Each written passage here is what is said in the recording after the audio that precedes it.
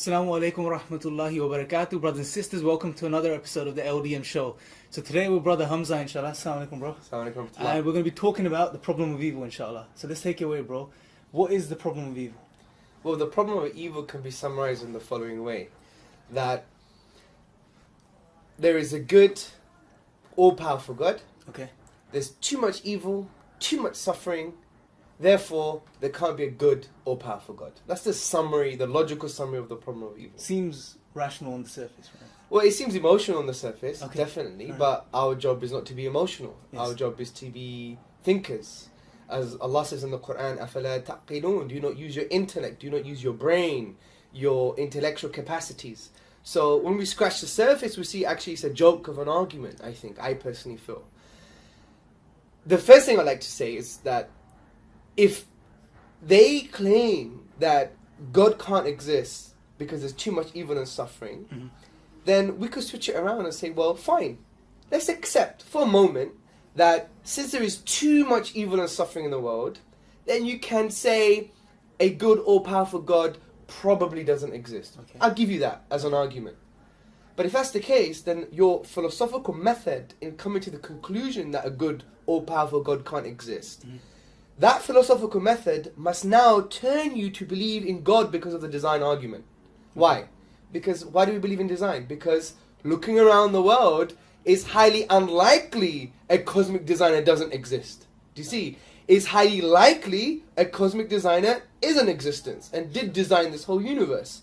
So, on the one hand, they use probability to reject God based upon the evil and suffering in the world. Right. Or stick to probability, and then when you start looking at designing the universe, you're like, well, you know what? This we should accept God or cosmic designer based upon probability using the design argument because it's highly likely a grand designer, if you like, exists based upon the design in the universe. So what you're saying is be consistent. I mean, Be consistent. You can't have your cake and eat it. Right. You're using one philosophical method or one intellectual method to form a certain conclusion to reject God, but that very method makes you accept God with another argument, which is the design argument, because essentially the problem of evil is what you would call a probabilistic argument. Right. It's not deductive. It's not, for example, it's not necessarily true. It's basically saying it's highly unlikely a good all-powerful God exists. Right, fantastic. Okay, so let's move on to another point. Another thing that you can see here is when the atheist makes this argument, is that they're assuming that objective evil exists, right? Isn't that Yes, that's true. correct? So maybe elaborate a bit on that particular point. Okay, well, just to be a bit more consistent, there are three ways in dealing with the problem of evil argument. The first way is by dealing with the first daring assumption, which they assume God is only good and all-powerful, and that's it. Right. The second daring assumption is that God hasn't given us any good reasons of why He's permitted evil and suffering in the first place. And the third one is the point that you're talking about, which is, wait a minute, is this evil real? Right. Is this evil objective? Does it transcend human subjectivity? And that's the point. So let's work our way through these. So the first daring assumption is God is only good and all-powerful. Right. But let me just think about here. Is God only good and all-powerful? Well, in what religion? I mean, if you look at Islam, to claim that God is only good and all-powerful, well, that's not the God that we believe in. Right. This is a straw man. It's a logical fallacy. You've misrepresented God in the Islamic tradition. So would you say that there's an attempt to superimpose the Christian narrative on the Islamic narrative as well? Yeah, but to be fair to Christians as well, they also believe God is wise and loving, and they do believe some attributes of God. Yeah, they still believe some of these attributes of God. I think what they're trying to do is they're simplifying the argument just for it to have power. Right. And that's intellectual dishonesty, I believe. So coming back to the point, God is not only good and all-powerful, He's also the loving. He's the compassionate. He's the wise. He's the subtle. So let's take the wise, for example. We know that God is wise. So this follows that there is wisdom in what happens in the universe, because everything that happens in the universe is in line with His will. Right. Which His will is in line with His nature. Part of His nature is that He is wise. Therefore there is wisdom. If there is wisdom, there is a reason. Right. So this gratuitous suffering that you're talking about, I don't understand why an iguana, for example, gets eaten up by another animal. I don't understand, for example, why that baby had to suffer cancer. You can't rationalize it, right? That's fair enough.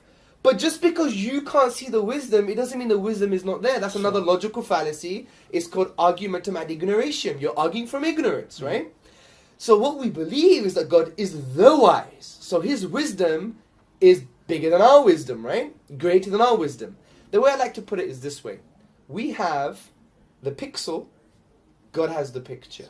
That's what puts things into perspective. It does, and that's frankly, and that deals with the whole argument. Now they may think, well, I don't believe God is all wise. Well, then that would be your opportunity to say, well, you know what? We believe in a book called the Quran, and we have good reasons to believe why this has come from the supernatural. This is from the divine, and he says he is the wise. So if we could show that God is wise, it actually crumbles the argument. That would be the first point. And we could see this in Surah Baqarah, chapter 2, verse 30, when God talks to the angels, and the angels say, are you going to send someone down who's going to create bloodshed? Yeah? And God says, I know that which you do not know. Okay? The wisdom. Exactly, the wisdom. So the angels are just referring to their own previous experiences. They got limited knowledge, just like us human beings. Sure. You know, I saw the baby, he had cancer, but I don't understand why. Right? But God is saying, but I know, and you don't know. You know, bro, there's another amazing story that you allude to, is always the story of Khidr and Musa. That's the point I was going to say now. And that is such a profound story. I mean, chapter 18, verse 66 onwards, Moses, upon whom be peace, he meets this man called Khidr, and Khidr does things that Moses doesn't like, saying, hey, you killed someone. Hey, you made a hole in a boat. Hey, you did this, you did that. Look at this evil. And then Khidr is saying, I told you, you want to have patience with me. And then Khidr explains why those actions happened. It was for a greater good. There was wisdom behind those things. So reflecting upon the Quran actually allows you to deal with the problem of evil. And that's why Ibn Taymiyyah, may God have mercy on him, he, in various works, Minhaj al-Sunnah and many other works, he actually deals with this from an Islamic perspective in the way that we're just talking about it now, that God has wise purposes for things and is ultimately good. So it's all good, really. Right, okay. So moving on to the second assumption. Yeah, the second daring assumption is, well, they assume that God hasn't any good reason to permit evil and suffering. Right. Okay. But this is false. Any good reading of the Quran and the prophetic traditions of the Prophet Muhammad, upon whom be peace, sallallahu alayhi wasallam, we would see that there are so many spiritual tools and concepts in the Quran and the prophetic teachings that actually show us that God has given reasons to why there is evil and suffering. Well, the first point is, this is not paradise. Right. We're not here to party and boogie, right? We're here to be tested, as Allah says in the Quran, that He created life and death, right? And the atheists, I guess they need to understand this perspective, because when they approach it, they come at it from an angle that this life is all that exists. Yes. This is their paradise. Of course. So when they see evil, I guess it doesn't make sense to them from the, like you're saying, the Islamic perspective. First and most importantly, this life. Well, I would even say that the problem of evil argument is an arrogant argument. It's actually compassion. It's actually arrogance dressed up in compassion. Okay. Because I'm telling you, let's be practical, existential here. Okay, Mr. So-and-so, atheist, secularist, whoever you are, you're so worried about the problem of evil, well, do something about it. Right. You know, and we know that, for example, according to the studies in sociology, that people who are religious actually give more than people who are irreligious. Do you see the point? So let's do something about it. What it is a personal thing that they don't understand. My rationality can't fathom why these things are happening. But that's the whole point. Right. This is what you would call the crisis of arrogance. The crisis of, you know, we think we've progressed as human beings, and in essence, that perceived knowledge creates a spiritual arrogance in our hearts. So in a way, it's an arrogant issue. But the point, coming back to the point, God said He created life and death in order for us to be tested who's best in good deeds. So life is a test. Our purpose in life, according to the Quran, is that He created man and jinn, the sentient beings, إِلَّا لِيَعْبُدُونَ, except to worship God, right? So that's our purpose, and worshipping God entails some kind of suffering. So it's through these things that we actually realize our purpose in life. We've addressed basically two of the core assumptions that are assumed there. Now, let's look at the final point, right? Now, does objective evil exist from the atheist worldview, the materialistic worldview? What would you say regarding that? Well, this is interesting, because in order to claim objectivity in values or morals, whether something is good or evil, it has to be grounded in something. Right. This is well known in philosophy of morality, and it's called moral ontology, okay? Your morals have to be grounded somewhere. If you believe, for example, that if I were to shoot you in the head, right? An innocent Imran, shoot him in the head, we know objectively that's morally wrong. And what we mean by objective is, if the whole of Britain, for example, were to agree and say no, it's morally right, it would still be morally wrong. Right. Okay, it transcends human subjectivity, and we see this. There is an ought pressing down on our lives, as Professor Ian Markham says. So from this perspective, this is objective, but that requires some kind of grounding. For it to be objective, how? Because you just said it. It's something that transcends human subjectivity. By necessity, by definition, saying objective, that's what it actually means. So it's not based on the influence of subjective feelings or even the subjective mind. It transcends that. Okay, so let's look at that for a second. So how or what would an atheist ground his, or if he claims objective morality exists, what would he ground it in the absence of God? I guess that's the point you're... First, let's agree now that in order for morals to be objective, they have to be grounded in God. Right, okay. Because God is the only being concept that transcends human subjectivity, Sure. okay? So there are alternatives. The alternative is biology or evolution. Right. See, we're not saying here, for example, how we develop the capacity to develop moral behavior. We're not saying, for example, how we can biologically reason how morals came into being. We're not interested in that. We're saying morals, are they objective? Right. If they're objective, then can evolution be a grounding for that? We're saying no. Right. Why?